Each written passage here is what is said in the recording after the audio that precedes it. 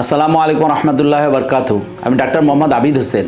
আলহামদুলিল্লাহ আমাদের ইজতেমা ইনশাল্লাহ নির্দিষ্ট টাইমে হবে। তো আমাদের সাথী ভাইরা অনেক মন খারাপ করতেছেন যে আগামী বছর ইজতেমা করতে পারবো কি পারবো না। ভাই মন খারাপ কেউ করেন না, কেননা ফয়সালা আল্লাহ পাকের হাতে। আল্লাহ পাক মহাকৌশলী, তার কৌশলের মোকাবেলা করার মতন কৌশল পৃথিবীতে কোথাও নাই। কাজে আমরা তো আল্লাহর মুখাপেক্ষী, আল্লাহর সাহায্য নিয়ে আমরা চলবো। আল্লাহ আমাদেরকে অবশ্যই সাহায্য করবেন। আমরা দুনিয়ার কোনো গরজে আমরা তবলিগে যাই না, পোস্ট পজিশন আমাদের দরকার না, টাকা পয়সার ইনকাম দরকার, আমাদের কোনো সুনামেরও দরকার নাই। আমরা মানুষকে ডাকবো আল্লাহর দিকে, আল্লাহর কথা বলবো। তো সবাই জামাত বানায় চলে আসি এবং আমরা বেশি থেকে বেশি আমরা আল্লাহর রাস্তায় বের হওয়ার জন্য চেষ্টা করি। আমার সাথী ভাইরা কেউ মন খারাপ করেন না, ইনশাআল্লাহ আল্লাহ পাক এর মধ্যে অবশ্যই কল্যাণ রাখছেন, অবশ্যই কল্যাণ রাখছেন। আমরা বুঝতে পারি না যে সামনে কি কল্যাণ আমাদের জন্য অপেক্ষা করতেছে। অবশ্যই আল্লাহ পাক আমাদের নাজাতের ব্যবস্থা করবেন এবং আমাদের ইজতেমা কামিয়াব হবে। আমাদের ঘরের মা বোনরা রোজা রেখে দোয়া করতে থাকে ইনশাআল্লাহ ইজতেমার কামিয়াবির জন্য।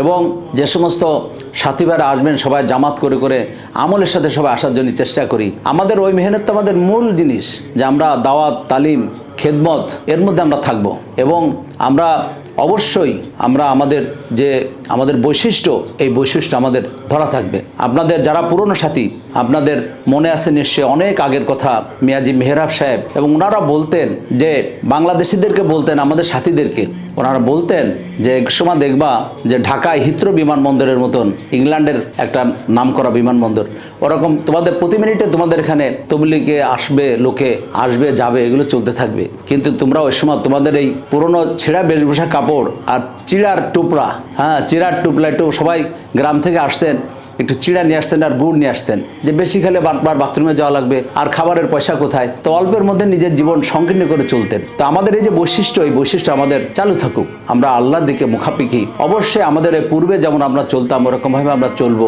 ভাই আমল করতে আসবো ইনশাআল্লাহ। আল্লাহ পাক অবশ্যই আমাদেরকে সাহায্য করবেন, কদমে কদমে নেকি আল্লাহ পাক দান করবেন। তো আমার সাথী ভাইদের কাছে অনুরোধ, কেউ মন খারাপ করেন না, বেশি থেকে বেশি জামাত নিয়ে আসার জন্য চেষ্টা করি। ইনশাআল্লাহ আল্লাহ পাক আমাদের সহায় হবেন, আল্লাহ পাক আমাদের সাথে থাকবেন, আল্লাহ পাক আমাদের সাহায্য করবেন। ওই যে একবার বয়ানের মধ্যে অনেক আগে কত রকম ঝড় ঝঞ্ঝা আমাদের উপরে গেছে, আপনাদের মনে আছে নিশ্চয়ই, কত মসজিদে আমরা ঢুকতে পারি নাই। আমার এক সাথী ভাই গোপালগঞ্জের, উনি তরকারির হাঁড়ি মাথায় নিয়ে, রান্না গরম খাবার মাথা নিয়ে 16টা মসজিদ উনি ঘুরেছিলেন, মসজিদে ঢুকতে দিত না। আবার সেই জামানা মনে হচ্ছে আমাদের সামনে অপেক্ষা করতেছে। তো আমরা সবর করব, আল্লাহ পাক আমাদের সাহায্য করবেন। অবশ্যই আল্লাহর সাহায্য যদি আমাদের সাথে থাকে, পৃথিবীর কোনো শক্তি নেই আমাদের মোকাবেলা করার। আমরা অবশ্যই আমাদের উদ্দেশ্যে আমরা জয়ী হব ইনশাআল্লাহ। ভালো থাকুন, সুস্থ থাকুন।